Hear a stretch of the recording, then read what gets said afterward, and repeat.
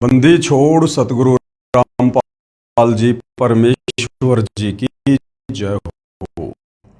परम पिता परमात्मा सारी सृष्टि के रचनहार कुल मालिक असंख्य ब्रह्मांडों के स्वामी जगत गुरु तीनों लोकों में प्रवेश करके सबका धारण पोषण करने वाले राजाधिराज आत्माधार नाथों के नाथ देवों के देव महादेव सर्वेश्वर महेश्वर मृत्युंजय अजरो अमर आदि अनादि सनातनी प्रभु जगत पिता जगदीश्वर श्री श्री 1008 की उपाधि के वास्तविक अधिकारी अकाल मूरत सौद स्वरूपी राम वासुदेव सर्वगतम ब्रह्म परम पूज्य प्रथम पूज्य परम संत परम पुरुष परम धनी परम दयालु सत्य कबीर हक्का कबीर अल्लाहु अकबर अल्लाहु कबीर बाखबर अल्लाह ताला जगत के तारणहार जगत के मुक्तिदाता जगत के जगन्नाथ हारे के सहारे हिंदुओं के राम मुसलमानों के अल्लाह सिखों के वाहिगुरु ईसाइयों के मसीह दया के सागर दयानिधि करुणा के सागर करुणानिधि स्वयंभू परिभू संकट मोचन कष्ट हरण मंगल करण दुख भंजन अविगत कबीर निर्विकार निर्विषम परमात्मा अलय अलेख सतगुरु आदि अनादि सतगुरु असली मर्यादा पुरुषोत्तम असली राम असली कृष्ण असली घनश्याम असली मुरारी राजाओं के राजा महाराजाओं के महाराजा शहंशाहों के शहंशाह सम्राटों के सम्राट भगवानों के भगवान अल्लाहों के अल्लाह प्रभुओं के प्रभु मसीहाओं के मसीह सच्चे वाहिगुरु बाबाओं के बाबा पीरों के पीर सेठों के सेठ जगत सेठ सावड़सा सेठ सर्वगुण संपन्न अनंत कोटि कलाओं के स्वामी अनंत कोटि ब्रह्मांडों के नायक योगियों में महायोगी ध्यानियों में महाध्यानी सिद्धों में परम सिद्ध ज्ञानियों में तत्व ज्ञानी ब्रह्म ज्ञानी महाज्ञानी परम ज्ञानी सर्वश्रेष्ठ ज्ञानी विज्ञानी युवा कबीर समर्थ कबीर असमवात अमित ओजा सच्चे रहनुमा करीम अल्लाह सुभान अल्लाह दुनिया के अंतिम पैगंबर 8 सितंबर 1951 से गांव धनाना जिला सोनीपत हरियाणा भारतवर्ष की पावन भूमि पे प्रकट रियल कल की भगवान श्री नारायण साकार हरि श्री बाबा साहेब नूर अनंत परमात्मा सच्चे दरवेश सच्चे बाखबर संत श्रोमणी सतगुरु रामपाल जी परमेश्वर जी के चरण कमल में आप और हम सभी भाई बहनों का अनंत कोटि दंडवत प्रणाम। सत्साई भाई और बहनों, बहुत बड़ी दया बहुत बड़ी मेहर पूज्य गुरुदेव भगवान की परमेश्वर रामपाल जी की, जिनके शुभ आशीर्वाद से विशेष आशीर्वाद से उन्हीं के कर कमल से लिखित पवित्र पुस्तक ज्ञान गंगा के ऊपर वीडियो बनाने की श्रृंखला जारी है। इसी श्रृंखला में आज हमारा ये 11वें नंबर का वीडियो है। अभी तक यदि आपने इस पवित्र पुस्तक ज्ञान गंगा पर बन चुके पहले वाले वीडियो नहीं देखे हैं तो आपने अवश्य देखने चाहिए, क्योंकि किसी भी पुस्तक की भूमिका को पढ़े बिना समझे बिना हम आगे उस पुस्तक के विषय में नहीं जान सकते नहीं समझ सकते। तो भाइयों और बहनों, जो पवित्र पुस्तक ज्ञान गंगा सर्व धर्मों के सर्व पवित्र शास्त्रों से प्रमाणित है, आप और हमें उस पुस्तक को पढ़ने का परमपिता परमेश्वर जी के आशीर्वाद से मौका मिल रहा है और ये मौका हमने चूकना नहीं चाहिए। भाइयों और बहनों, सृष्टि रचना पर वीडियो कंप्लीट हो चुके हैं और सृष्टि रचना को समझे बिना हम किसी भी धर्म की किसी भी पुस्तक को नहीं समझ सकते। सृष्टि रचना अध्यात्म की भक्ति मार्ग की मास्टर की है। तो सृष्टि रचना पर बन चुके 4 वीडियो आप जियों ने अवश्य देखने चाहिए, ताकि आगे का ज्ञान आपको भली भांति समझ में आ सके। तो भाइयों और बहनों, आज पूज्य गुरुदेव भगवान के आशीर्वाद से ज्ञान गंगा पर हमारा 11वें नंबर का वीडियो है। प्रत्येक वीडियो में मालिक के आशीर्वाद से हमें बहुत कुछ समझ में आ रहा है। हमारी रुचि भक्ति मार्ग में आगे से आगे बढ़ रही है और जब हम इस पवित्र पुस्तक को पूरा पढ़ लेंगे समझ लेंगे तो निश्चित तौर पर आप जी बगैर नाम दीक्षा के रह नहीं पाएंगे। तो पवित्र पुस्तक ज्ञान गंगा पेज नंबर 76। आज का जो टॉपिक है वो है कौन तथा कैसा है कुल का मालिक। सदियों से सतयुग से और वर्तमान समय तक, जब तक सतगुरु रामपाल जी ने अध्यात्म की शुरुआत नहीं की तब तक लाखों वर्षों से भक्ति मार्ग में परमात्मा चाहने वाली आत्माओं के सामने ये सवाल सबसे बड़ा रोड़ा बन के खड़ा रहा कि भक्ति तो हम करना चाहते हैं, परंतु हमें ये तो पता चले कि भगवान कौन है, परमात्मा कौन है, कैसा है, कहाँ रहता है, कैसे मिलता है, पहले हमें ये तो पता चले। तो भाइयों और बहनों, सदियों से हमें जिस परमपिता परमेश्वर जी की सारी सृष्टि के रचयिता की तलाश थी, अब वो तलाश बिल्कुल सतगुरु रामपाल जी ने समाप्त कर दी है। कौन तथा कैसा है कुल का मालिक?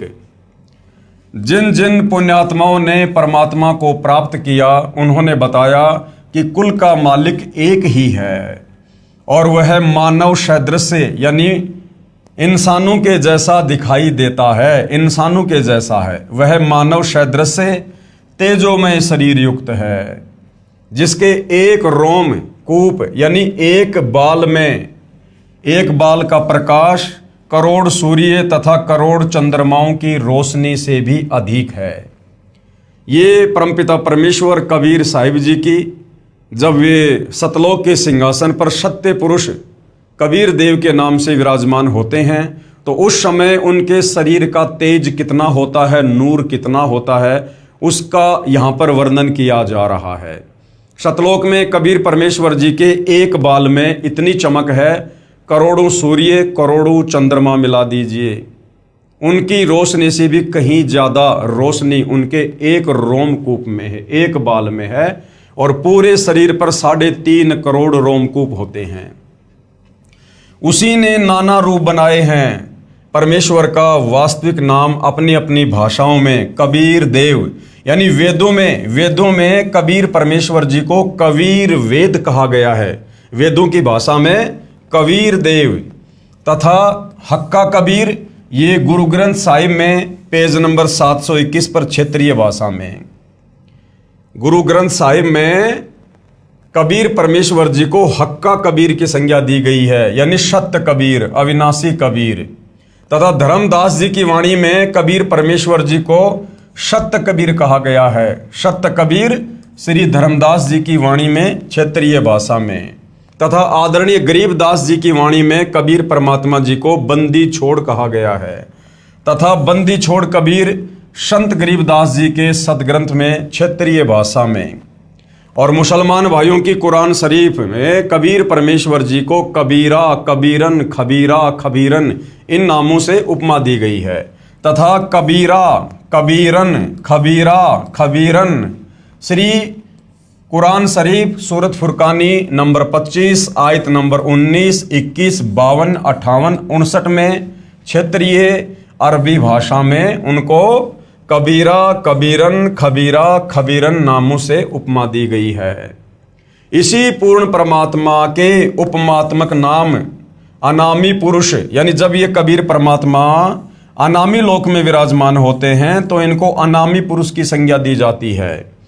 और जब यही कबीर परमात्मा अगम लोक में विराजमान होते हैं तो इनको अगम पुरुष की संज्ञा दी जाती है। और जब ये कबीर परमात्मा अलख लोक में विराजमान होते हैं तो इनको अलग पुरुष की संज्ञा दी जाती है। और जब यही कबीर परमात्मा सतलोक में विराजमान होते हैं तो इनको सत्य पुरुष की उपमा दी जाती है। इसके अलावा अकाल मूर्ति, यानी जिसको कभी काल ना ग्रास करे, जो कभी भी विनाश में नहीं आता, अकाल मूर्ति। शब्द स्वरूपी राम, शब्द स्वरूपी राम का मतलब है जिनका शब्द रूप है। पूर्ण ब्रह्म यानी सबसे बड़ा भगवान। परम अक्षर ब्रह्म यानी ब्रह्म से बड़ा, परब्रह्म से बड़ा कौन? परम अक्षर ब्रह्म आदि। जैसे देश के प्रधानमंत्री का वास्तविक शरीर का नाम कुछ और होता है तथा उपमात्मक नाम प्रधानमंत्री जी, प्राइम मिनिस्टर जी अलग होता है। इसी प्रकार सारी सृष्टि के मालिक का, कुल के मालिक का वास्तविक नाम है कबीर देव। बाकी उनकी उपमात्मक पदवियों के अलग अलग नाम हैं जो आप जियों को दिखाए गए हैं। जैसे भारत देश का प्रधानमंत्री जी अपने पास गृह विभाग रख लेता है, जब वह उस विभाग के दस्तावेजों पर हस्ताक्षर करता है तो वहाँ गृह मंत्री की भूमिका करता है। तथा अपना पद भी गृह मंत्री लिखता है। हस्ताक्षर वही होते हैं। इसी प्रकार ईश्वरीय सत्ता को समझना है। जिन संतों व ऋषियों को परमात्मा प्राप्ति नहीं हुई, उन्होंने अपना अंतिम अनुभव बताया है कि प्रभु का केवल प्रकाश देखा जा सकता है। प्रभु दिखाई नहीं देता क्योंकि उसका कोई आकार नहीं है तथा शरीर में धुन सुनना आदि प्रभु भक्ति की उपलब्धि है। यानी भाई और बहनों, जिन आत्माओं को तत्वदर्शी संत की शरण प्राप्त नहीं हुई, जिनको तत्व ज्ञान सुनने को नहीं मिला, जिनको सृष्टि रचना के विषय में बताने वाला कोई पूर्ण संत महात्मा नहीं मिला, उन आत्माओं ने प्रयास तो बहुत किया परमात्मा की प्राप्ति का, लेकिन वो प्राप्त नहीं कर पाए और काल तक की साधना करते रहे। ओम नाम के जाप को कबीर परमेश्वर जी का नाम जाप मानकर, पूर्ण परमात्मा का नाम जाप मानकर जपते रहे, तप करते रहे। और इस काल में, क्योंकि सृष्टि रचना इसीलिए बतानी अति आवश्यक थी शुरुआत में, ताकि हम आगे का ज्ञान समझ सकें। क्योंकि ये काल जिसको प्रतिदिन 1 लाख मानव शरीरधारी आत्माओं के, जीवों के सूक्ष्म शरीर से निकली वासना खाने का श्राप कबीर परमेश्वर जी की तरफ से लगा हुआ है, जिस कारण से इसकी मजबूरी हो गई किसी को भी दर्शन ना देने की। और इसने अपनी पत्नी दुर्गा और तीनों पुत्रों ब्रह्मा विष्णु महेश के माध्यम से अपनी पूरी व्यवस्था भोजन की कर रखी है। तो इसने सौगंध खा रखी है कि मैं किसी भी जप से, तप से, ओम नाम के जाप से, किसी भी साधना से, योग से मैं अपने वास्तविक ब्रह्म रूप में दर्शन नहीं दूंगा, काल रूप में दर्शन नहीं दूंगा। जिस कारण से बेचारे ऋषियों ने, मुनियों ने, महात्माओं ने वेदों को पढ़ा और चारों वेदों में इस काल ब्रह्म का ही जाप है। तो उन ऋषि मुनियों ने, महात्माओं ने वेदों से ओम नाम निकालकर पूर्ण परमात्मा का जानकर तप किया और जाप किया। लेकिन भाई और बहनों, ये ओम नाम तो इस काल का है, इस ब्रह्म का है, जो ओम नाम के जाप से या अन्य किसी भी विधि से अपने दर्शन भगत को नहीं देता है। और अंत में उन सभी ऋषि मुनियों ने समाज में ये घोषित कर दिया कि भाई परमात्मा निराकार है, उसका केवल प्रकाश देखा जा सकता है। जिस कारण से आज तक कोई ये नहीं जान पाया कि वो एक परमात्मा कौन है, कैसा है, कहाँ रहता है, कैसे मिलता है। आओ विचार करें, जैसे कोई अंधा अन्य अंधों में अपने आप को आंखों वाला सिद्ध किए बैठा हो और कहता है कि रात्रि में चंद्रमा की रोशनी बहुत सुहावनी, मन भावनी होती है, मैं देखता हूं। अन्य अंधे शिष्यों ने पूछा कि गुरुजी चंद्रमा कैसा होता है? चतुर अंधे ने उत्तर दिया कि चंद्रमा तो निराकार है, वो दिखाई थोड़े दे सकता है। कोई कहे सूर्य निराकार है, वह दिखाई नहीं देता, यानी सूर्य स्वयं प्रकाशित है, इसलिए उसका केवल प्रकाश दिखाई देता है। गुरु जी के बताए अनुसार शिष्य 2.5 घंटे सुबह तथा 2.5 घंटे शाम आकाश में देखते हैं, परंतु कुछ दिखाई नहीं देता है। यहाँ पर भाई और बहनों, ये राधा स्वामी पंथ के साधकों के लिए बताया जा रहा है, क्योंकि राधा स्वामी पंथ के गुरुओं को नहीं पता कि परमात्मा कैसा है, कैसे मिलता है, उसका आकार कैसा है, उन्हें कुछ नहीं पता। और अपने शिष्यों को कहते हैं कि सुबह शाम 2.5 घंटे आंख कान बंद करके साधना करो, तुम्हें परमात्मा के दर्शन होंगे। तो यहां पर उनके विषय में बताया जा रहा है। गुरु जी के बताए अनुसार शिष्य 2.5 घंटे सुबह तथा 2.5 घंटे शाम आकाश में देखते हैं, परंतु कुछ दिखाई नहीं देता। स्वयं ही विचार विमर्श करते हैं कि गुरु जी तो सही कह रहे हैं, हमारी साधना पूरी 2.5 घंटे सुबह शाम नहीं हो पाती, इसलिए हमें सूर्य तथा चंद्रमा का प्रकाश दिखाई नहीं दे रहा, अर्थात हमें परमात्मा के दर्शन नहीं हो रहे।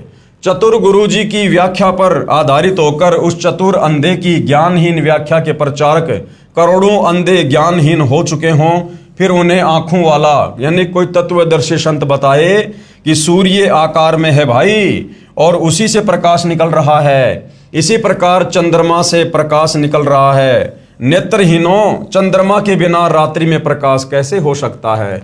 यानी जिन साधकों ने, ऋषि मुनियों ने ये कहा कि केवल परमात्मा का प्रकाश देखा जा सकता है, तो परमात्मा ये चंद्रमा का, सूर्य का उदाहरण देकर समझा रहे हैं कि जिस प्रकार सूर्य के बिना सूर्य का प्रकाश नहीं हो सकता, चंद्रमा के बिना चंद्रमा का प्रकाश नहीं हो सकता, इसी प्रकार परमात्मा के बिना, भगवान के बिना उसका प्रकाश भी नहीं हो सकता। यदि प्रकाश है तो वो साकार है, लेकिन तुम्हें दिखाई नहीं दे रहा, ये तुम्हारी भक्ति की कमी है। कोई कहे कि ट्यूबलाइट देखी है, फिर कोई पूछे कि ट्यूब कैसी होती है जिसकी आपने रोशनी देखी है, उत्तर मिले कि ट्यूब तो निराकार है। निराकार होने के कारण दिखाई नहीं देती, केवल प्रकाश देखा जा सकता है। विचार करें, ट्यूब बिना प्रकाश कैसा। यदि कोई कहे कि हीरा स्वयं प्रकाशित होता है, फिर यह भी कहे कि हीरे का केवल प्रकाश देखा जा सकता है, क्योंकि हीरा तो निराकार है, वह दिखाई थोड़े देता है, तो वह व्यक्ति हीरे से परिचित नहीं है, फोकट का जोरी बना बैठा है। जो परमात्मा को निराकार कहते हैं, जो साधक, जो गुरुजन परमात्मा को निराकार कहते हैं कि परमात्मा दिखाई नहीं देता, परमात्मा का कोई आकार नहीं है, और साथ में ये भी कहते हैं तथा केवल प्रकाश देखना तथा धुन सुनना ही प्रभु प्राप्ति मानते हैं, वे पूर्ण रूप से प्रभु तथा भक्ति से अपरिचित हैं। जब उनसे प्रार्थना की कि कुछ नहीं देखा है तुमने, अपने अनुयायियों को भ्रमित करके दोषी हो रहे हो, न तो आपके गुरुदेव के तत्व ज्ञान रूपी नेत्र हैं और न ही आपको, इसलिए दुनिया को भ्रमित मत करो। इस बात पर सर्व ज्ञान रूपी नेत्रों के अंधों ने लठ उठा लिए कि हम तो झूठे, तू एक सच्चा। आज वही स्थिति सतगुरु रामपाल जी महाराज के साथ हो रही है। जब सतगुरु रामपाल जी सृष्टि रचना के माध्यम से तत्व ज्ञान के द्वारा धर्म शास्त्रों को दिखा दिखाकर लोगों को समझाते हैं, तो उन नादान धर्मगुरुओं के अज्ञान का रंग ज्यादा चढ़ा होने के कारण सतगुरु रामपाल जी के साथ वाद विवाद करते हैं कि हमारे गुरुजी तो सैकड़ों वर्षों से पंथ चला रहे हैं, हमारे पंथ में तो करोड़ों की संख्या में भगत हैं, और तुम तो अभी अभी भक्ति मार्ग में आए हो, तुम्हें क्या पता परमात्मा के बारे में, तुम क्या जानते हो भक्ति के बारे में। तो भाइयों और बहनों, इस विधि से तो आप कभी जिंदगी में परमात्मा के दर्शन नहीं कर पाओगे। अब इस विवाद का निर्णय कैसे हो कि किस संत के विचार सही हैं, किसके गलत हैं। यानी भाई धन धन सतगुरु वाले सही कह रहे हैं, राधा स्वामी पंथ वाले सही कह रहे हैं, जय गुरुदेव वाले सही कह रहे हैं, या निरंकारी पंथ वाले सही कह रहे हैं, या फिर सतगुरु रामपाल जी जो वास्तविक व्याख्या धर्मशास्त्रों से प्रमाणित करके भक्ति और भगवान की बता रहे हैं, या फिर वो सही है। अब इसका निर्णय हम कैसे करें, इसके लिए गुरुदेव भगवान हमें क्या उदाहरण दे रहे हैं। इस विवाद का निर्णय कैसे हो कि किस संत के विचार सही हैं और किसके गलत हैं। मान लीजिए जैसे किसी अपराध के विषय में 5 वकील अपना अपना विचार व्यक्त कर रहे हैं, कोर्ट में खड़े होकर जज के सामने 5 वकील किसी विवाद पर अपना अपना मत रख रहे हैं।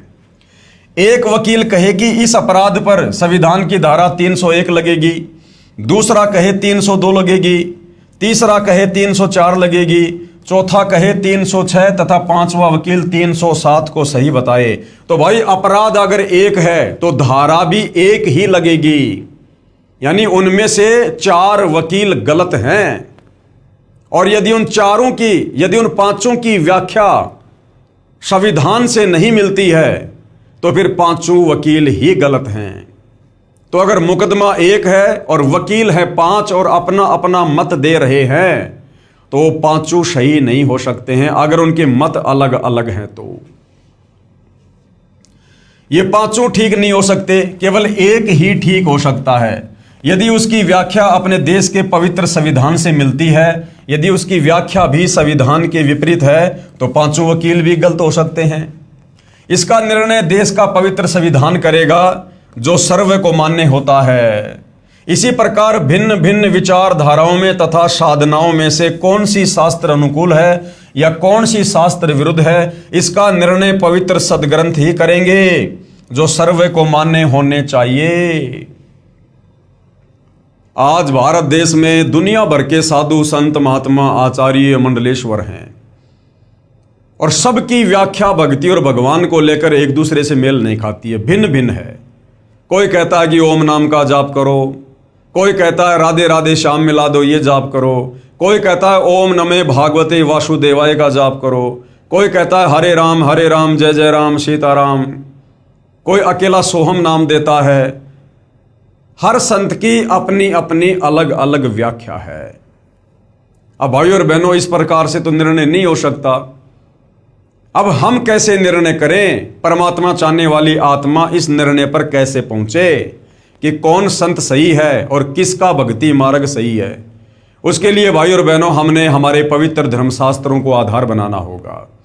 जिस प्रकार अपने अपने क्लाइंट को बचाने के लिए दोनों वकील भरकस प्रयास करते हैं और जज दोनों की बातें सुनता है, अंत में जज भारत के संविधान को सामने रखकर कि जो धारा इस पर लगाई गई है उस धारा में क्या सजा है, कितनी सजा है, जो मुकदमा इस पर साबित हो चुका है उसकी क्या सजा है, अंत में उसका निर्णय भारत का संविधान करेगा।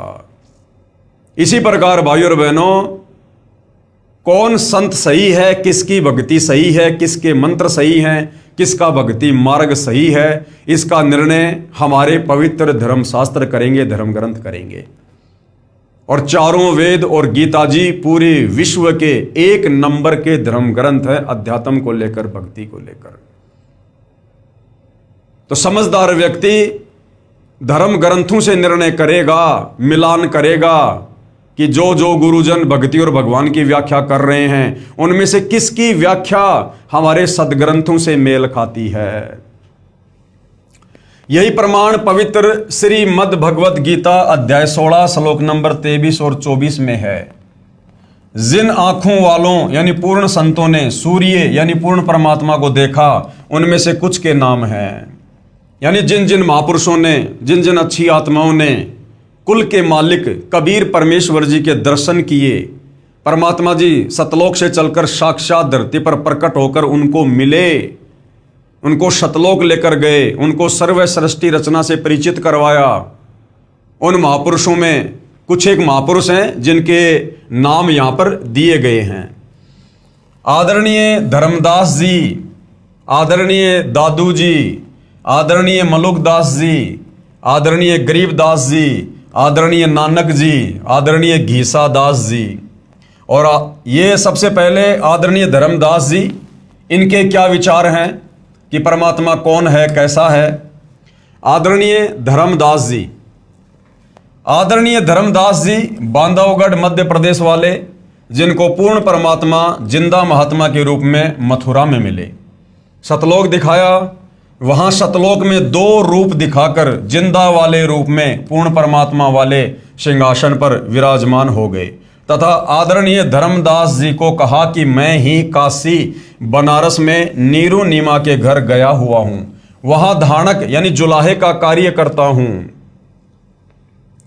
आदरणीय श्री रामानंद जी मेरे गुरु जी हैं, यानी 650 साल पहले कबीर परमेश्वर जी जो सन 1398 में बनारस के काशी में लहरतारा तालाब पर कमल के विकसित फूल पर शिशु रूप में प्रकट हुए। और जब वे 5 वर्ष की लीला में आयु में आए तो उन्होंने सर्वप्रथम पंडित रामानंद जी को अपना मुंह बोला गुरु धारण किया। श्री रामानंद जी मेरे गुरु जी हैं, ये कहकर श्री धर्मदास जी की आत्मा को वापस शरीर में भेज दिया। श्री धर्मदास जी का शरीर 2 दिन बेहोश रहा, तीसरे दिन होश आया तो काशी में खोज करने पर पाया कि यही काशी में आया धानक ही पूर्ण परमात्मा सत्य पुरुष है। कि भाई जो काशी में धानक जुलाहे का कार्य कर रहे हैं, कबीर जी जो लीला कर रहे हैं, यही वास्तव में कुल का मालिक है, सारी सृष्टि को रचने वाला है, जो यहाँ पर लीला कर रहा है। आदरणीय धर्मदास साहिब जी ने पवित्र कबीर सागर, कबीर साखी, कबीर बीजक नामक सदग्रंथों की आंखों देखे तथा पूर्ण परमात्मा के पवित्र मुख कमल से निकले अमृत वचन रूपी विवरण से रचना की अमृतवाणी में प्रमाण। आज मोहे दर्शन दियो जी कबीर, आज मोहे दर्शन दियो जी कबीर। यानी कबीर परमेश्वर जो धर्मदास जी के गुरुजी थे, और जब 1518 में परमात्मा अपनी लीला समाप्त करके सह शरीर सतलोक को गए थे, उसके कुछ वर्षों के बाद धर्मदास जी के मन में थोड़ा दोष आ गया था काल प्रेरणा से। तो उस समय धर्मदास जी ने अपने पूज्य गुरुदेव कबीर जी को याद करके उनकी पुकार की, रोने लगे। तो कबीर परमेश्वर जो समर्थ परमात्मा है, कहते हैं गोता मारूं स्वर्ग में जा बैठूं पाताल, गरीब दास ढूंढता फिरूं अपने हीरे मोती लाल। एक क्षण में परमात्मा 16 संकोश की दूरी को तय करके और पृथ्वी पर धर्मदास जी के सामने प्रकट हो गए। धर्मदास जी की खुशी का ठिकाना नहीं। आज मोहे दर्शन दियो जी कबीर, आज मोहे दर्शन दियो जी कबीर। सतलोक से चल कर आए, सतलोक से चल कर आए, काटन यम की जंजीर, आज मोह दर्शन दियो जी कबीर, आज मोहे दर्शन दियो जी कबीर। कि हे कबीर परमात्मा, आप परमात्मा चाहने वाली आत्माओं के शतलोक से चलकर गति करके धरती पर प्रकट होकर अपना तत्व ज्ञान देकर काल की जम वाली जंजीर काटने के लिए आते हो। थारे दर्शन से मारे पाप कटत हैं, थारे दर्शन से मारे पाप कटत हैं, निर्मल होवे जी शरीर, आज मोहे दर्शन दियो जी कबीर, आज मोहे दर्शन दियो जी कबीर। कहते हैं साधु दर्शन राम का मुख पे बसे सुहाग, और दर्शन उन्हीं को होते हैं जिनके पूर्ण भाग। तो धर्मदास जी कहते हैं कि हे कबीर परमात्मा, हे गुरुदेव, आपके दर्शन मात्र से हमारे युगों युगों के पाप कर्मों का नाश होता है और हमारा शरीर, हमारी आत्मा आपके दर्शन से निर्मल हो जाती है। अमृत भोजन मारे सतगुरु जी मैं, अमृत भोजन मारे सतगुरु जी मैं, शब्द दूध की खीर, आज मोहे दर्शन दियो जी कबीर, आज मोहे दर्शन दियो जी कबीर। कहते साधु भूखा भाव का, धन का भूखा नाही, जो कोई धन का भूखा साधु भी नाही। तो कबीर परमात्मा जी अपने भगत के भाव के भूखे हैं। हिंदू के तुम देव कहाए, हिंदू के तुम देव कहाए, मुसलमान के पीर, आज मोहे दर्शन दियो जी कबीर, आज मोहे दर्शन दियो जी कबीर। 650 साल पहले जब कबीर परमेश्वर जी आए थे और 120 वर्ष तक लीला में उम्र में यहाँ पर रहे थे, अपने तत्व ज्ञान का प्रचार किया और 64 लाख उनके शिष्य हुए थे। तो उन 64 लाख शिष्यों में हिंदू और मुसलमान दोनों ही उनके सेवक थे। दोनों दीन का झगड़ा छिड़ गया, दोनों धर्मों का झगड़ा छिड़ गया, टोहे ना पाए शरीर, आज मोहे दर्शन दियो जी कबीर, आज मोहे दर्शन दियो जी कबीर। यानी जब 650 साल पहले सन 1518 में 120 साल तक लीला करके कबीर परमात्मा मगर से सशरीर सतलोक को जा रहे थे, उस समय काशी नरेश वीर सिंह बघेल और मगर के नवाब बिजली खान पठान, जो दोनों ही कबीर परमात्मा जी के भगत थे, कबीर परमेश्वर जी के शरीर को लेकर आपस में मरने मारने की सोच बैठे थे कि एक बार कबीर जी शरीर छोड़ दे, सतलोक चले जाएं। उसके बाद वीर सिंह ने सोचा कि इनके शरीर का अंतिम संस्कार हम मुसलमान रीति से करेंगे, और उधर वीर सिंह बघेल सोच रहा था कि हम इस शरीर का अंतिम संस्कार हिंदू रीति से करेंगे। लेकिन कबीर परमात्मा जी अंतर्यामी थे और उस समय भविष्य वक्ताओं ने भविष्यवाणियां कर रखी थी कि ऐसे ऐसे इस समय पर भयंकर हिंदू मुसलमान झगड़ा होगा और करोड़ों लोग कट कट के मरेंगे। अंतर्यामी समर्थ कबीर परमात्मा जी ने ऐसी लीला करी, ऐसा खेल खेला, हिंदू मुसलमान कहाँ आपस में लड़ने झगड़ने की सोच रहे थे और आपस में गले लग लग के सगे भाइयों की तरह रो रहे हैं कि हम नादान गुरुदेव से इतना ज्ञान लेने के बाद और हमारी बुद्धि कहाँ जा रही थी, हम क्या कुछ अनर्थ करने का सोच रहे थे। तो कबीर परमेश्वर जी ने कहा था कि भाई मेरा शरीर तुमको नहीं मिलेगा, लेकिन उनको यकीन नहीं हो रहा था कि शरीर कहाँ जाएगा। तो कबीर परमेश्वर जी ने कहा कि मेरे शरीर की जगह तुम्हें जो भी वस्तु मिले भाई उसको आधा आधा बांट लेना, लड़ना झगड़ना मत। और कबीर परमेश्वर जब सतलोक गए, उसके बाद जब देखा वो चद्दर हटा के जहां पर वो लेटे हुए थे, तो शरीर के आकार में वहां पर फूल ही फूल थे, फूल ही फूल। और हिंदू मुसलमान दोनों ने आपस में आधे आधे बांट लिए। मुसलमानों ने वहां पर अपनी मजार वगैरह बना ली और हिंदुओं ने वहां पर मंदिर बना लिया। तो ये उस समय का ये वर्णन है कि दोनों धर्मों का झगड़ा छिड़ गया और टोए न पाया शरीर। वहां पर कबीर जी का शरीर नहीं मिला, सुगंधित फूल मिले जो दोनों ने आपस में बांट लिए थे।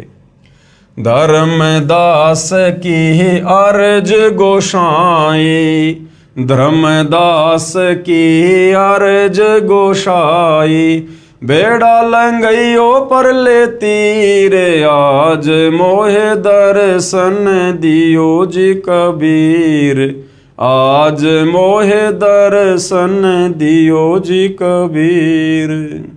अंत में धर्मदास जी कह रहे हैं कि हे कबीर परमात्मा, हे मेरे मालिक, मुझ धर्मदास का बेड़ा पार लगा दियो, यानी काललोक से अपने दास को सतलोक में बैठा दियो।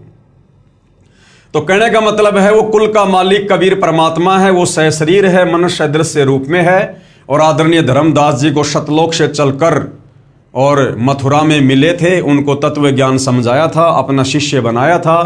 फिर धर्मदास जी को कबीर परमात्मा सतलोक लेकर गए, उनको सर्व व्यवस्था से, सृष्टि रचना से, सर्व ब्रह्मांडों से परिचित करवाया था। उसके बाद धर्मदास जी ने कबीर परमेश्वर की बहुत सारी महिमा की। उसके बाद भाइयों और बहनों, आदरणीय दादू जी अमृतवाणी में प्रमाण, कबीर परमेश्वर के साक्षी, जिस प्रकार आदरणीय धर्मदास जी को कबीर परमात्मा जिंदा बाबा के रूप में मथुरा में मिले थे सतलोक से चलकर, उसी प्रकार आदरणीय दादू जी को भी कबीर परमात्मा सतलोक से चलकर गति करके धरती पर प्रकट होकर जिंदा बाबा के रूप में मिले थे। और उसके बाद आदरणीय दादू जी की आत्मा को धर्मदास जी की तरह सतलोक लेकर गए, सर्व व्यवस्था से, सर्व ब्रह्मांडों से सतलोक से परिचित करवाया। और फिर दादू जी ने किस प्रकार अटूट महिमा अपने गुरुदेव कबीर परमेश्वर जी की अपनी वाणियों के माध्यम से की। आदरणीय दादू जी जब 7 वर्ष के बालक थे तब पूर्ण परमात्मा यानी कबीर परमेश्वर जिंदा महात्मा के रूप में मिले तथा सतलोक ले गए। 3 दिन तक दादू जी बेहोश रहे। होश में आने के पश्चात परमेश्वर की महिमा की, आंखों देखी बहुत सी अमृतवाणी उच्चारण की। जिन मोकू निज नाम दिया सोए सतगुरु हमारे, दादू दूसरा कोई नहीं कबीर सिरजनहार। दादू जी कह रहे हैं जिस महापुरुष ने मुझे नाम दीक्षा दी, कहते हैं वही मेरा सतगुरु है। और दादू जी कह रहे हैं कि और कोई नहीं, वो खुद कबीर परमात्मा ही हैं जिन्होंने सारी सृष्टि को रचा है। जिन मोकू निज नाम दिया सोए सतगुरु हमारे, दादू दूसरा कोई नहीं कबीर सिरजनहार। दादू नाम कबीर की जय कोई लेवे ओट, उनको कबूला गए नहीं काल बजर की चोट। दादू जी कबीर परमेश्वर जी की महिमा से परिचित होने के बाद अपनी अमृतवाणी में कह रहे हैं कि यदि कोई कबीर परमेश्वर जी का नाम ले लेता है, उनकी शरण में आ जाता है, जब वे तत्वदर्शी संत के रूप में आते हैं, जय कोई लेवे ओट, ओट यानी उनसे नाम दीक्षा लेकर जब कोई उनकी शरण में आ जाता है, कहते हैं उसके बाद उनको कबूल लागे नहीं काल बजर की चोट। इस काल का षड्यंत्र, इस काल का जाल, इस काल की चोट उस भगत के ऊपर फिर नहीं लगती है, इस काल की पार नहीं बसाती है। दादू नाम कबीर का सुनकर कापे काल, नाम भरोसे जो नर चले होवे न बाका बाल। दादू जी कह रहे हैं जब कोई एक बार तत्वदर्शी संत रूप में आए हुए कबीर परमेश्वर जी का नाम ले लेता है तो कहते हैं फिर वो काल भी कांपता है उस भगत से, क्योंकि उसके पास कबीर जी का नाम होता है। जैसे वर्तमान में सतगुरु रामपाल जी की शरण में आने के बाद यदि कोई मर्यादा में रहकर भक्ति करता है तो काल उस भगत के निकट नहीं आ सकता। नाम भरोसे जो नर चले, जो भगत मर्यादा में रहकर नाम का सुमरण करता है, कहते हैं फिर उसका होवे न बाका बाल, काल उसका फिर कुछ नहीं बिगाड़ सकता। जो जो शरण कबीर के तर गए अनंत अपार, दादू गुण के ता कहे कहत न आवे पार। दादू जी कह रहे हैं मैं उस कबीर परमेश्वर की क्या महिमा करूं, उनकी शरण में आने के बाद तो अनंत आत्माएं काल के जाल से निकलकर सतलोक चली गई। कबीर करता आप है दूजा ना कोई, दादू पूर्ण जगत को भक्ति दृढ़ावे सोए। दादू जी कह रहे कि कबीर परमात्मा के अलावा कोई करता यानी कोई भगवान नहीं है, कोई करतार नहीं है। और पूरे संसार को, पूरे जगत को यदि कोई सतभक्ति देता है तो कबीर परमात्मा ही देता है। ठेका पूरा होवे जब सब कोई तजे शरीर, दादू काल गंजे नहीं जपे जो नाम कबीर। क्या कह रहे हैं दादू जी कि ठेका पूरा होवे जब, यानी जब ये शरीर छूटने का समय आ जाता है तो कहते हैं हर किसी को ये चोला छोड़ना पड़ता है, लेकिन जिसके पास में कबीर परमात्मा जी का नाम होता है, जो तत्वदर्शी संत की शरण में होता है, कहते हैं फिर उसको काल हाथ नहीं लगाता। दादू काल गंजे नहीं जपे जो नाम कबीर। आदमी की आयु घटे तब यम घेरे आए, सुमरण किया कबीर का दादू लिया बचाए। कहते जब इंसान की सांसें पूरी हो जाती हैं, शरीर छूटने का समय आ जाता है और यम के दूत उसे चारों ओर से घेर लेते हैं, लेकिन यदि किसी के पास में कबीर परमेश्वर जी का नाम है, मंत्र है, तो कहते हैं फिर उसके एक सुमरण से वो काल के दूत दूर दूर जाकर गिरते हैं, दूर दूर जाकर उस भगत के निकट में नहीं आ सकते।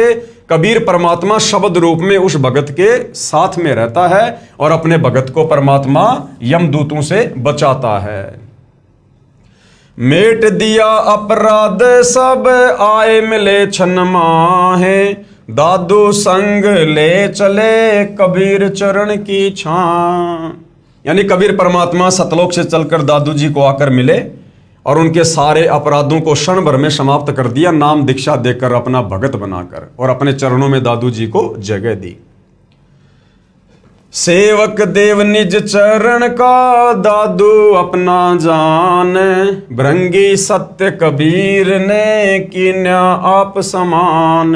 यानी वो कबीर परमात्मा अपने भगत को अपना मंत्र देकर मर्यादाओं में रखकर भक्ति करवाकर उसे अपना जैसा ही बना लेता है सतलोक के लिए। दादू अंतर्गत सदा छिन छिन सुमरण ध्यान, वारु नाम कबीर पर पल पल मेरा प्राण।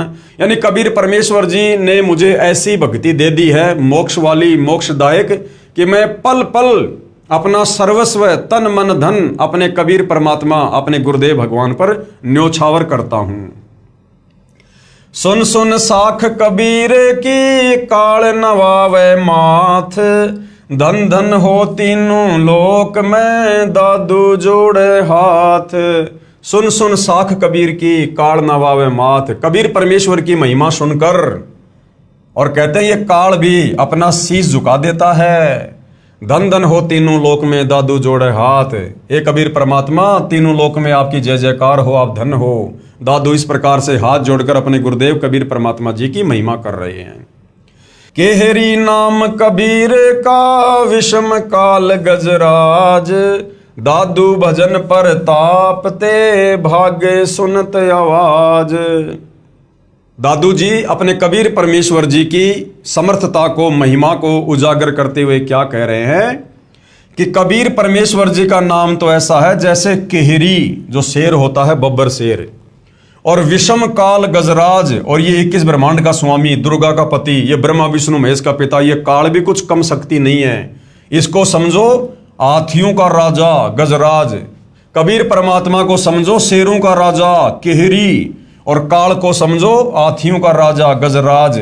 लेकिन जब कबीर परमेश्वर जी के नाम की बात आती है, कबीर परमेश्वर जी की समर्थता और महिमा की बात आती है, तो कहते हैं उनके भजन के प्रताप से, उनकी भक्ति के आगे कहते हैं ये काल भी ये दौड़ पड़ता है, भाग पड़ता है, ये टिक नहीं पाता है ये कबीर परमेश्वर जी के नाम के सामने।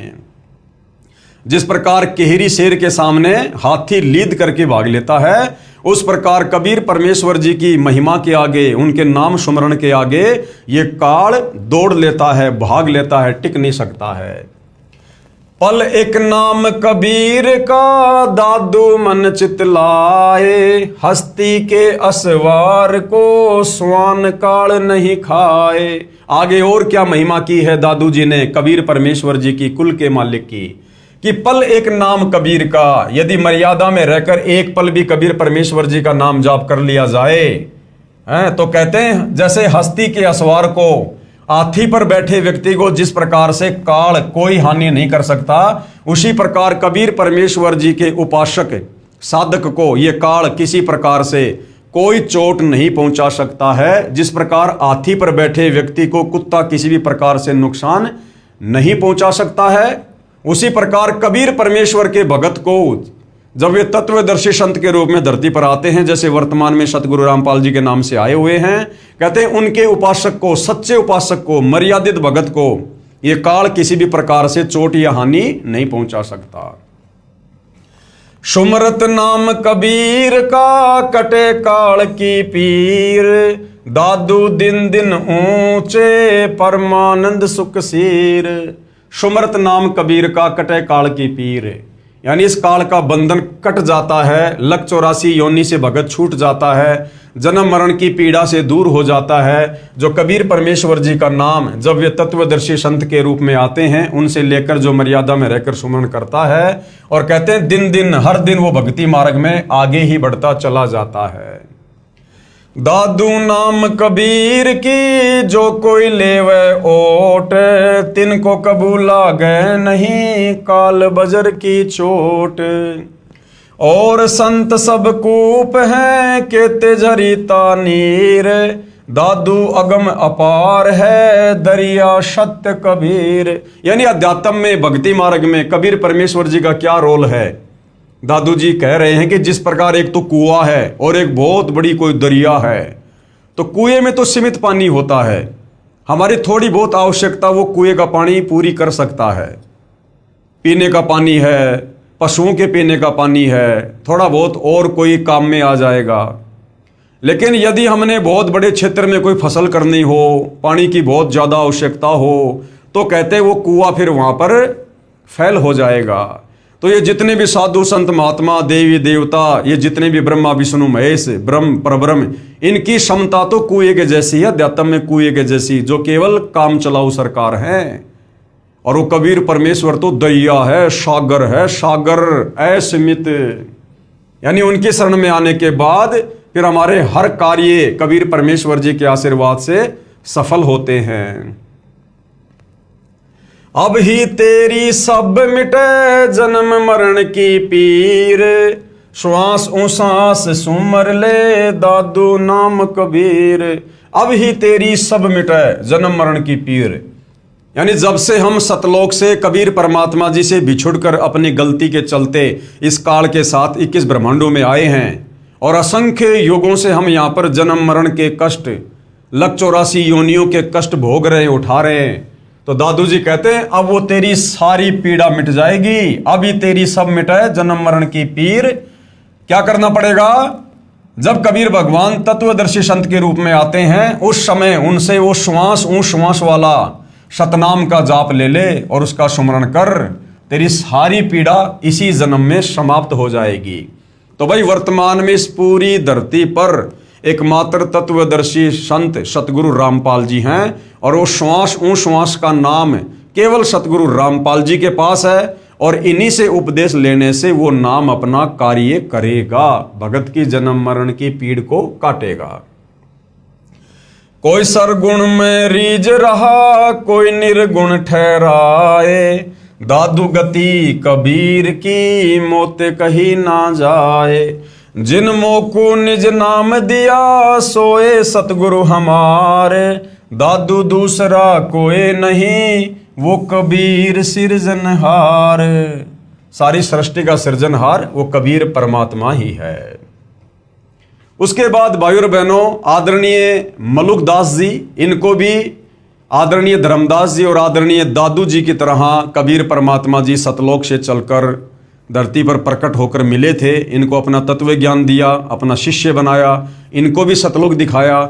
और मलुकदास जी ने भी अपनी अमृतवाणी में कबीर परमेश्वर जी की कलम तोड़ महिमा की है। आदरणीय मलुकदास जी कबीर देव के साक्षी 42 वर्ष की उम्र में श्री मलुकदास साहिब जी को पूर्ण परमात्मा मिले तथा 2 दिन तक श्री मलुकदास जी अचेत रहे, यानी उनको सतलोक लेकर गए थे परमात्मा, नीचे उनका शरीर अचेत था।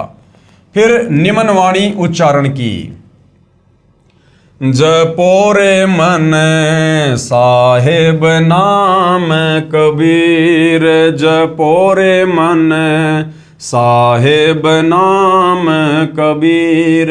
क्या कह रहे हैं मलुकदास जी कि हे भाई, हे मेरे मन, अगर काल के 21 ब्रह्मांडों से मुक्ति चाहिए, जन्म मरण से छुटकारा चाहिए, गधा कुत्ता शुअर बनकर उन महाकष्टों से छुटकारा चाहिए, तो कहते हैं कबीर परमेश्वर जी का नाम जाप कर ले। जब वे तत्वदर्शी संत के रूप में आते हैं, उनसे दीक्षा लेकर अपनी आत्मा का कल्याण करवा ले।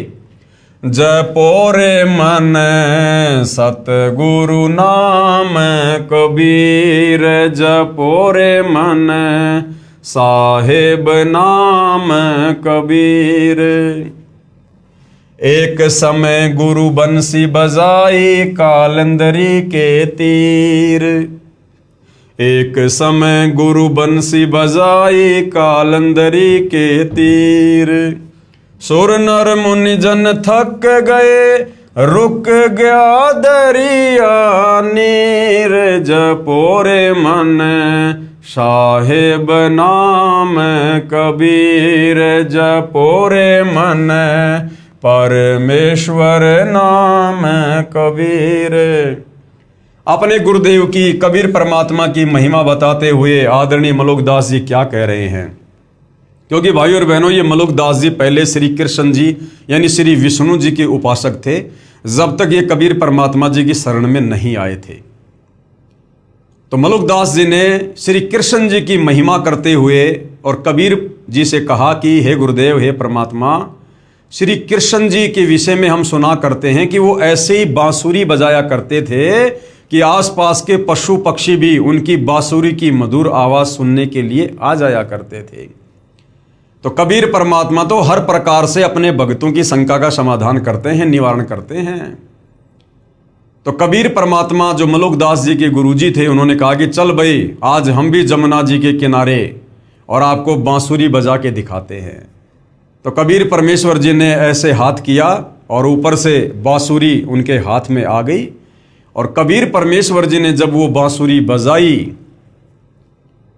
तो क्या व्याख्या की है फिर आगे?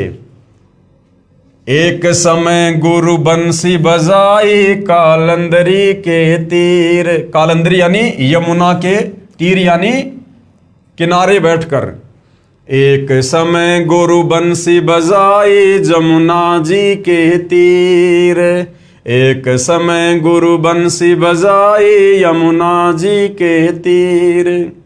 सुर नर मुनि जन थकत भये, वो रुक गया दरिया नीर, जपोरे मन सतगुरु नाम कबीर, जपोरे मन साहेब नाम कबीर। तो मलुकदास जी ने क्या देखा? जब कबीर परमेश्वर जी ने बांसुरी बजाई तो ऐसी मनमोहिनी आवाज, धुन, कहते हैं वो पशु पक्षी तो छोड़ो, सूर्य यानी देवता, ऊपर के लोगों से देवता भी आकर बैठ गए वहां पर, इतने मंत्र मुग्ध हो गए। नर मुनिजन ये 9 नाथ 84 सिद्ध ये भी पृथ्वी पर आ गए उतर के उस मनमोहिनी आवाज को सुनकर। और तो और जमुना जी का पानी भी रुक गया दरिया नीर। जमुना जी का पानी भी, जैसे पानी की वो बर्फ जम जाती है, इस प्रकार से यमुना जी का पानी भी ठहर गया, रुक गया। पशु पक्षियों की तो बात छोड़ो, आसपास के पेड़ पौधे भी हरे भरे हो गए, हरे भरे। जब कबीर परमेश्वर जी ने बांसुरी बजाई तब मलुकदास जी की शंका दूर हुई कि हाँ भाई, श्री कृष्ण जी वाली बांसुरी तो इस समर्थ कबीर परमात्मा जी की बांसुरी वाली धुन के सामने कुछ भी नहीं है। काशी तज गुरु मगहर आए दोनों दीन के पीर। काशी तज गुरु मगहर आए दोनों दीन के पीर। कोई गाड़े कोई अग्न जरावे ढूंढा ना पाया शरीर। जपोरे मन सतगुरु नाम कबीर। जपोरे मन साहेब नाम कबीर। यानी वही महिमा कर रहे हैं जो धर्मदास जी ने की कि काशी तज गुरु मगहर आए। 120 साल की उम्र में सन 1518 में जब परमेश्वर जी सतलोक जा रहे थे तो काशी से पैदल यात्रा करके और मगहर को आए। दोनों दीन के पीर, हिंदू मुसलमान दोनों के भगवान, दोनों के पीर। और कोई गाड़े कोई अग्नि जरावे, यानी मगहर का नवाब वीर सिंह बघेल वो सोच रहा था कि कबीर जी जब शरीर छोड़ देंगे तो फिर इनके शरीर का अंतिम संस्कार हम मुस्लिम रीति रिवाज से करेंगे, हम इनको नीचे दबाएंगे। और कोई अग्नि जरावे, और वीर सिंह बघेल जो काशी का नवाब था वो सोच रहा था कि कबीर जी के शरीर छोड़ने के बाद हम इनके शरीर का अंतिम संस्कार हिंदू रीति रिवाज से करेंगे। तो कहते हैं परमात्मा ने ऐसा खेल खेला, ढूंढा ना पाया शरीर, उनका शरीर ही नहीं मिला। शरीर के आकार में सुगंधित फूल मिले जो दोनों ने आपस में बांट लिया। चार दाग से सतगुरु न्यारा अजरो अमर शरीर। चार दाग से सतगुरु न्यारा अजरो अमर शरीर। दास मलूक सलूक कहते हैं खोजो कसम कबीर। जपोरे मन साहेब नाम कबीर। जपोरे मन परमेश्वर नाम कबीर। मलुकदास जी ने क्या महिमा गाई अपने गुरुदेव की कि चार दाग से सतगुरु न्यारा। वो कबीर परमात्मा चार दाग में नहीं आता। जिस प्रकार से संसार के प्राणी चार प्रकार से दाग को प्राप्त होते हैं हम अंतिम संस्कार के बाद। कोई जमीन में गाड़ता है, कोई अग्नि में जराता है, कोई पानी में बहा देता है, कोई ऊंचे स्थान पर डाल देता है। तो कहते हैं वो कबीर परमात्मा इस प्रकार से मृत्यु को प्राप्त नहीं होता। उनका तो अजरो अमर शरीर है, वो तो सह शरीर आते सह शरीर जाते हैं। और दास मलूक सलूक कहते हैं, यानी मलुकदास जी कह रहे हैं मैं अपने होशो हवास में कह रहा हूं, खोजो खशम कबीर। उस कबीर परमेश्वर की खोज कर लो। जब वे तत्वदर्शी संत के रूप में आते हैं उनसे उपदेश ले लो और अपनी आत्मा का कल्याण करवा लो, काललोक से बाहर निकल लो। इसी प्रकार भाइयों और बहनों, वो कुल का मालिक कौन है, कैसा है, कहां रहता है, कैसे मिलता है, क्या उसकी महिमा है। आदरणीय गरीबदास जी ने भी कबीर परमेश्वर जी के दीदार के बाद उपरोक्त महापुरुषों की तरह उनकी महिमा की है। आदरणीय गरीबदास जी छुडानी जिला जज्जर हरियाणा वाले अपनी अमृतवाणी में ये प्रमाण देते हैं, प्रभु कबीर यानी कबीर देव के साक्षी। आदरणीय गरीबदास जी का आविर्भाव सन 1717 में हुआ तथा साहिब कबीर जी के दर्शन 10 वर्ष की उम्र में सन 1727 में नला नामक खेत में हुए तथा शतलोकवास सन 1778 में हुआ। आदरणीय गरीबदास जी को भी परमात्मा कबीर साहिब जी सह शरीर जिंदा रूप में मिले, यानी सतलोक से चलकर आए, सह शरीर मिले।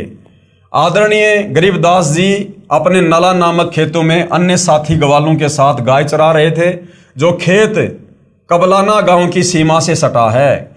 ग्वालों ने जिंदा महात्मा के रूप में प्रकट कबीर परमेश्वर से आग्रह किया कि आप खाना नहीं खाते हो तो दूध ग्रहण करो, क्योंकि परमात्मा ने कहा था कि मैं अपने सतलोक यानी अपने गांव सतलोक से खाना खाकर आया हूं।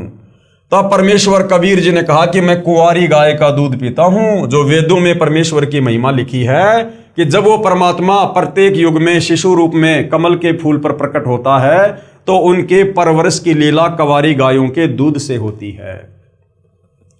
बालक गरीबदास जी ने एक कुंवारी गाय को परमेश्वर कबीर जी के पास लाकर कहा कि बाबा जी, ये बिना ब्याई यानी ये कुंवारी है, ये कैसे दूध दे सकती है।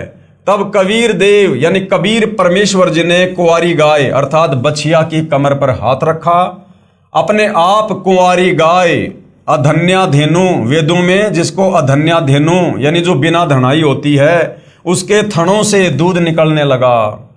पात्र भरने पर रुक गया।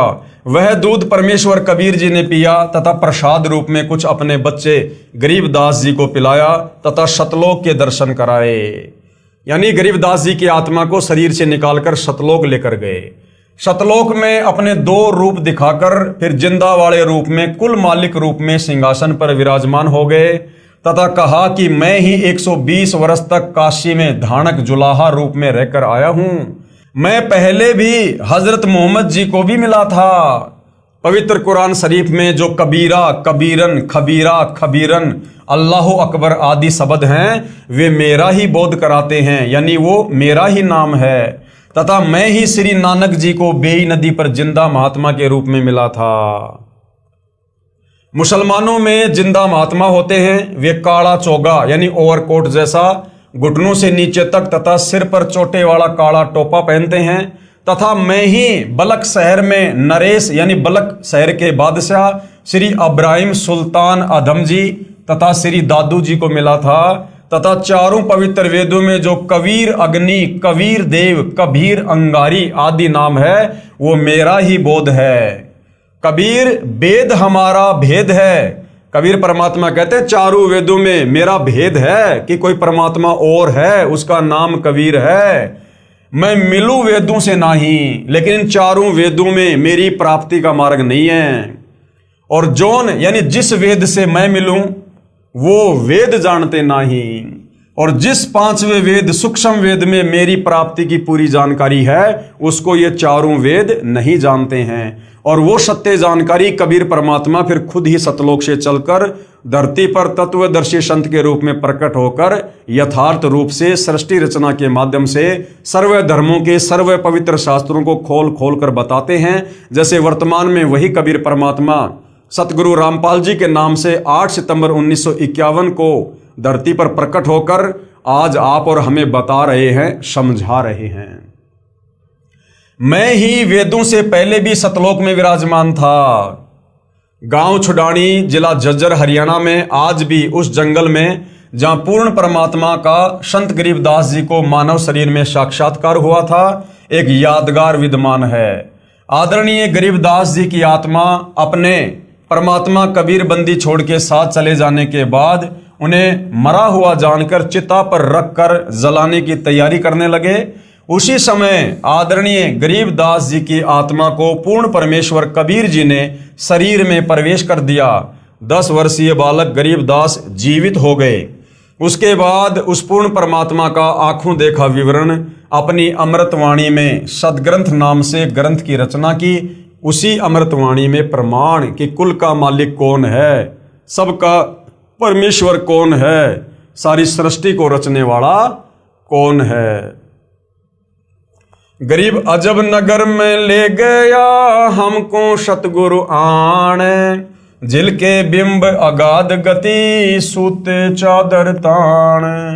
आदरणीय गरीबदास जी कबीर परमेश्वर का साक्षात्कार होने के बाद उन्होंने क्या महिमा की है कि दुनिया वालों परमात्मा कौन है, भगवान कौन है।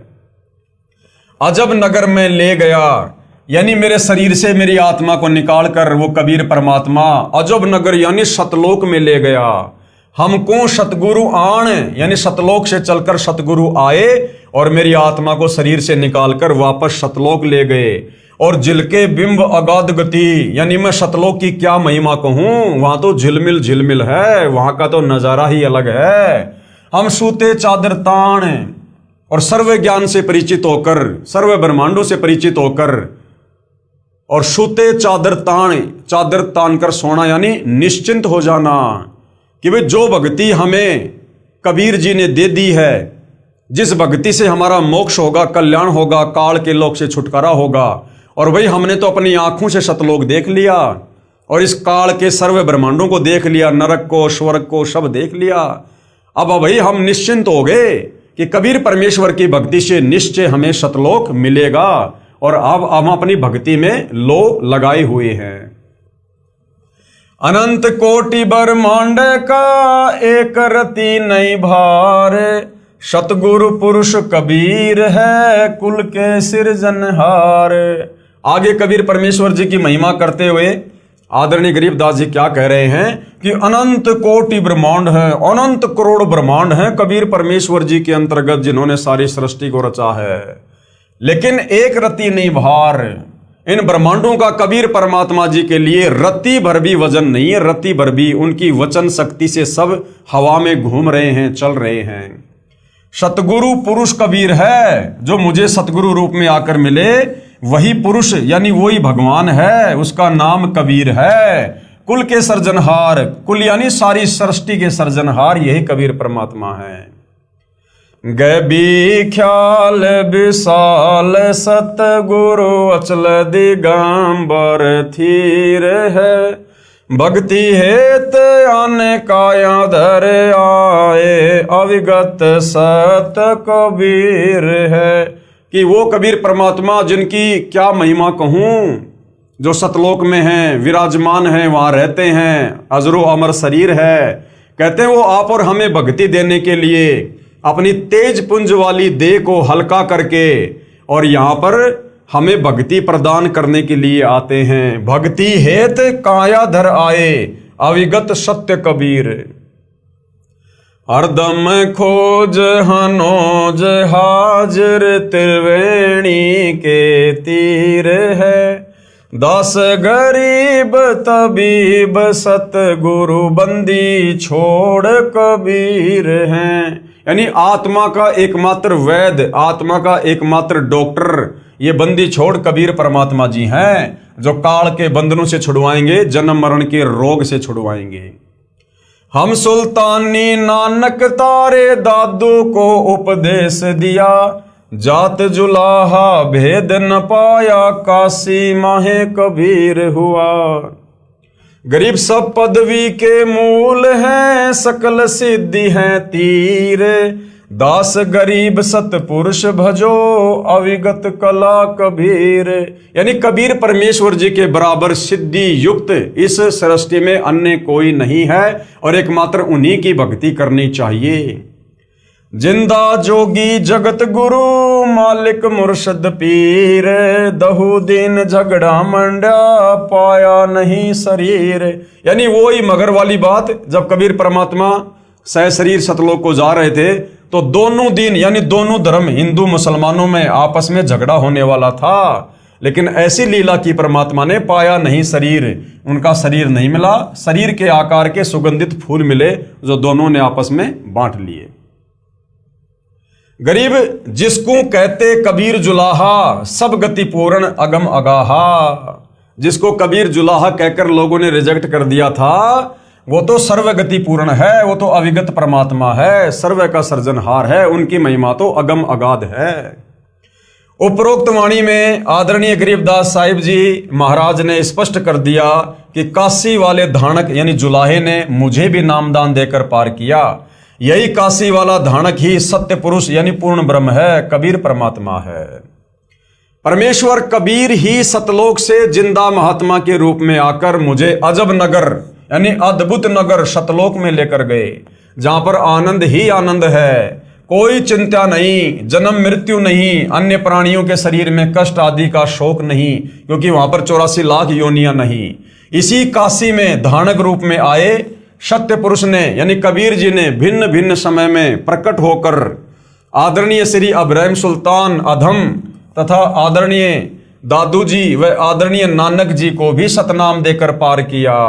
वही कबीर देव जिसके एक रोमकूप में यानी एक बाल में करोड़ों सूर्य जैसा प्रकाश है तथा मानव सदृश शरीर है।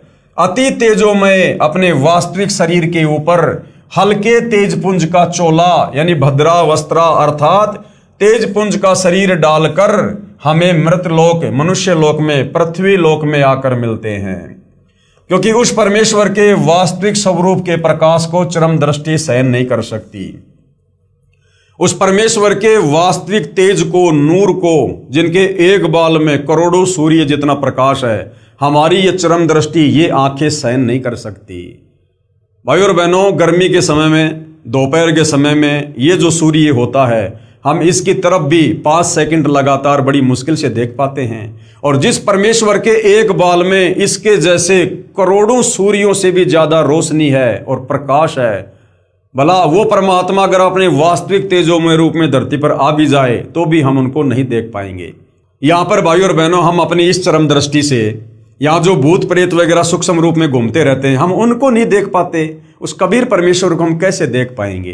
तो कबीर परमेश्वर स्वयं ही अपने दर्शन करवाता है, अपने तेजोमय रूप के ऊपर हल्का तेजपुंज का रूप धारण करके तत्वदर्शी संत के रूप में हमें यहाँ पर आकर दर्शन देते हैं, ज्ञान देते हैं।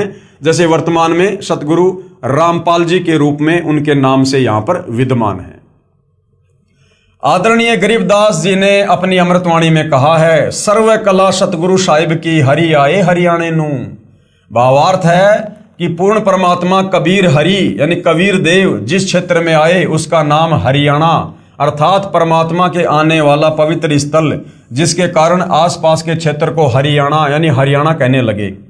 सन 1966 को पंजाब राज्य के विभाजन होने पर इस क्षेत्र का नाम हरियाणा पड़ा। लगभग 236 वर्ष पूर्व कही वाणी 1966 में सिद्ध हुई कि समय आने पर यह क्षेत्र हरियाणा प्रांत नाम से विख्यात होगा, जो आज प्रत्यक्ष प्रमाण है।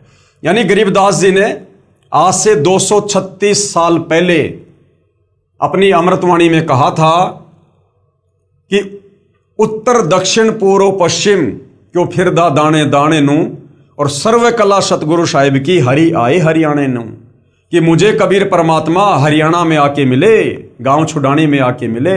उस समय तक तो हरियाणा प्रांत नाम भी नहीं था, लेकिन अमृतवाणी भाई और बहनों महापुरुष की थी, इसलिए समय आने पर सिद्ध होनी थी।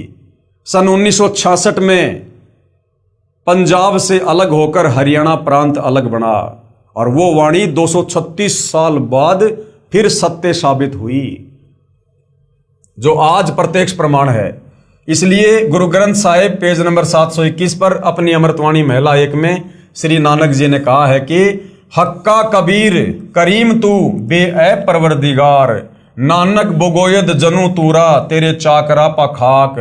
हक्का कबीर सिख धर्म के प्रवर्तक आदरणीय नानक जी ने भी अपनी अमृतवाणी में कबीर परमेश्वर के होने का प्रमाण दिया है कि वो हक्का कबीर, वो सत्य कबीर, वो अविनाशी कबीर ही दयालु है, बेऐब परवरदिगार, वो निर्विकार परमात्मा है। इसी का प्रमाण गुरु ग्रंथ साहिब के राग सीरी महिला 1 पेज नंबर 24 पर शब्द नंबर 29 में है। एक सुवान दुई सुवानी नाल बलके बोकई सदा बियाल, कुड़ छुरा मूठा मुर्दहार धानक रूप रहा करतार। यानी वो कबीर परमात्मा काशी में धानक रूप में आए, जुलाहे की भूमिका की। मैं पति की पंदी न करनी की कार, ऊ बिगड़े रूप रहे बिकराल, तेरा एक नाम तारे संसार में एहो आस एहो आधार। मुख निंदा आख्या दिन रात, पर घर जो ही नीच मनाती, काम क्रोध तन वशय चंडाल, धानक रूप रहा करतार, धानक रूप रहा करतार। फाई सुरत मलुकी वेश, उठ अगवाड़ा ठग्गी देश, खरा सियाणा बहुता बार, धानक रूप रहा करतार, धानक रूप रहा करतार। यानी वो सारी सृष्टि का करतार भगवान वो काशी में धानक रूप में आया। मैं कित्ता न जाता हराम खोर, ऊंकियां मुंह देसा दुष्ट चोर, नानक नीच कहे विचार, और धानक रूप का रहा करतार, धानक रूप रहा करतार। यानी कबीर परमात्मा ही कुल का मालिक है, सारी सृष्टि का सर्जनहार है, जो 650 साल पहले 120 साल जुलाहे की भूमिका करके, धानक की भूमिका करके और सह शरीर सतलोक चले गए। ये तमाम महापुरुष जो आज विश्व विख्यात हैं, ये सब उस परमेश्वर के होने का, सह शरीर होने का, समर्थ होने का अपनी अमृत वाणियों में ये प्रमाण दे रहे हैं। तो आज आप और हमें भी किसी प्रकार का कोई संशय नहीं होना चाहिए कि सारी सृष्टि का सृजनहार, कुल का मालिक कबीर भगवान है। वो सतलोक में रहता है, मानव सदृश्य है, और उसी की भक्ति जब वे तत्वदर्शी संत के रूप में आते हैं तो उन्हीं की शरण प्राप्त करके हम काल के जाल से, जन्म मरण के चक्कर से, लक 84 योनियों की पीड़ा से, तपतशिला के कष्ट से बाहर निकलकर सतलोक जा सकते हैं। गुरु ग्रंथ साहिब राग असवारी महिला 1 के कुछ अंश है। साहिब मेरा एक को है, यानी परमात्मा भाई केवल एक ही है। एक को है भाई, एक को है।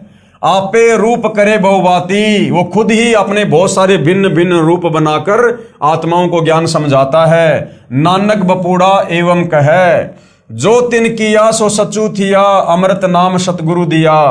पूरे गुरु ते गति मति पाई, बूढ़त जगू देखिया तऊ डरी भागे।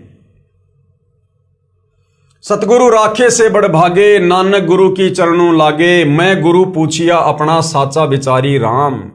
Page number 439 Guru Granth Sahib. उपरोक्त अमृतवाणी में श्री नानक जी स्वयं स्वीकार कर रहे हैं कि साहिब यानी प्रभु यानी भगवान एक ही है, तथा उनका यानी श्री नानक जी का कोई मनुष्य रूप में वक्त गुरु भी था, जिसके विषय में कहा है कि पूरे गुरु से तत्व ज्ञान प्राप्त हुआ, तथा मेरे गुरु जी ने मुझे अमृत नाम यानी अमर मंत्र अर्थात पूर्ण मोक्ष करने वाला उपदेश नाम मंत्र दिया। वही मेरा गुरु नाना रूप धारण कर लेता है, अर्थात वही सत्य पुरुष है, वही जिंदा रूप बना लेता है, वही धानक रूप में भी काशी नगर में विराजमान होकर आम व्यक्ति अर्थात भगत की भूमिका कर रहा है। क्योंकि नानक जी कबीर जी के समकालीन थे, इसलिए नानक जी कह रहे हैं कि वो कबीर परमात्मा भिन्न भिन्न रूप धारण करके, और 650 साल पहले यानी नानक जी के समय में नानक जी कह रहे हैं कि वो वर्तमान में काशी में, बनारस में एक भगत की भूमिका भी कर रहा है। शास्त्र विरुद्ध पूजा करके सारे जगत को जन्म मृत्यु व कर्म फल की आग में जलते देखकर जीवन व्यर्थ होने के डर से भागकर मैंने गुरुजी के चरणों में शरण ली। नानक जी स्वीकार कर रहे हैं कि जब मुझे ये तत्व ज्ञान हुआ कबीर जी के माध्यम से, जो कबीर जी मुझे बेई नदी पर मिले और नानक जी की आत्मा को शरीर से निकालकर सचखंड लेकर गए, फिर 3 दिन के बाद वापस छोड़ा। उसके बाद नानक जी बनारस गए, काशी में गए, जहाँ पर कबीर जी जुलाहे का काम कर रहे थे, खड्डी बुन रहे थे, और उससे पहले नानक जी सतलोक में उसी परमात्मा को देख कर आ गए थे। तो नानक जी ने जाते ही अपने आप को उनके चरणों में समर्पित कर दिया और उपदेश प्राप्त किया। तो नानक जी कह रहे हैं कि मैंने भी इस काल के भयंकर जाल को देखकर और काशी में जाकर मैंने गुरु जी के चरणों में शरण ली। बलिहारी गुरु आपने दिवहाड़ी सदवार, जिन मानस ते देवता किया करत न लागी बार। आपने आप साजियो आपने रचियो नाऊ, दुई कुदरती साजिए करी आसनु डिठो ताऊं चाऊं। दाता करता आप तू तुसी देवई करही पछाऊ। तू जानोई समझे दे ले सही जिंद कवाऊ, करी आसनु डिठो चाऊं। भावार्थ है कि पूर्ण परमात्मा जिंदा का रूप बनाकर बेई नदी पर आए, अर्थात जिंदा कहलाए, तथा स्वयं ही 2 दुनिया, ऊपर शतलोक आदि तथा नीचे ब्रह्म व परब्रह्म के लोक को रचकर ऊपर शतलोक में आकार में आसन पर बैठकर चाव के साथ अपने द्वारा रचित दुनिया को देख रहे हैं। तथा आप ही स्वयंभू अर्थात माता के गर्भ से जन्म नहीं लेते, स्वयं प्रकट होते हैं। कौन? कबीर परमात्मा। यही प्रमाण पवित्र यजुर्वेद अध्याय 40 मंत्र 8 में है कि कबीर मनीषी स्वयंभू परिभू व्यवधाता। भावार्थ है कि कबीर परमात्मा सर्वज्ञ है, सब कुछ जानता है। मनीषी का अर्थ सर्वज्ञ होता है तथा अपने आप प्रकट होता है, स्वयंभू है, परिभू है। वही परिभू यानी सनातन अर्थात सर्वप्रथम वाला प्रभु है। वह सर्व ब्रह्मांडों का व्यवधाता यानी भिन्न भिन्न अर्थात सर्व लोकों का रचनहार है। एहू जीव बहुते जन्म भरमिया, ता सतगुरु शब्द सुनाइया। क्या कह रहे नानक जी? कि नानक जी कह रहे हैं कि मेरा ये जीव बहुत समय से जन्म तथा मृत्यु के चक्कर में भ्रम रहा। अब पूर्ण सतगुरु ने यानी कबीर जी ने वास्तविक नाम प्रदान किया, यानी सतनाम का जाप दिया। श्री नानक जी के पूर्व जन्म यानी नानक जी के पहले और कौन कौन से मनुष्य जन्म हो चुके थे। सतयुग में राजा अमरीश और त्रेता युग में राजा जनक हुए और फिर नानक जी हुए, तथा अन्य योनियों के जन्मों की तो गिनती ही नहीं। लग 84 में कितनी बार गए वो तो गिनती नहीं, क्योंकि नानक जी भी वही आत्मा है जो शतलोक से इस काल के चक्कर में आप और हमारे साथ में यहां पर आई थी।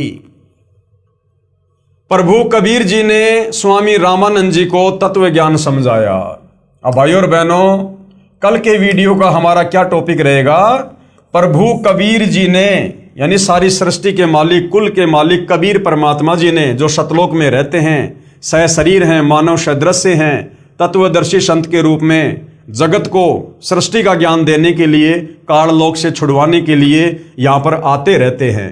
तो उस परमात्मा कबीर जी ने स्वामी रामानंद जी को तत्व ज्ञान समझाया। आदरणीय रामानंद जी जो काशी में हुए हैं, कबीर परमात्मा के समकालीन थे, कबीर परमेश्वर जी के मुंह बोले गुरुदेव थे।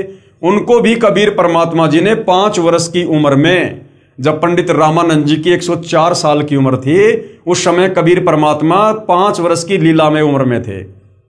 और पंडित रामानंद जी जो चारों वेदों के, 18 पुराणों के, गीता जी के प्रकांड ज्ञाता थे, उनको कबीर परमेश्वर जी ने अपने तत्व ज्ञान के आगे नतमस्तक कर दिया। और पंडित रामानंद जी ने कबीर जी से उपदेश प्राप्त किया, लेकिन जगत की दृष्टि में पंडित रामानंद जी कबीर जी के गुरु बने रहे। तो ये क्या कबीर परमात्मा जी की लीला थी। और फिर पंडित रामानंद जी ने भी अपने गुरु, अपने गुरुदेव कबीर जी की कलम तोड़ महिमा की है, और आदरणीय गरीबदास जी ने उसको अपनी अमृतवाणी में लिपिबद्ध किया है। इसके विषय में भाइयों और बहनों हम कल के लाइव वीडियो में समझेंगे, क्योंकि ये पवित्र पुस्तक ज्ञान गंगा है। हम धीरे धीरे इसमें आगे बढ़ेंगे, धीरे धीरे हम इसको समझेंगे। और जो कबीर परमेश्वर सतगुरु रामपाल जी हमें समझाना चाहते हैं अध्यात्म के विषय में, हम उसको जानेंगे, समझेंगे और सतगुरुदेव भगवान से उपदेश प्राप्त करके अपनी आत्मा का कल्याण जो है करवाएंगे।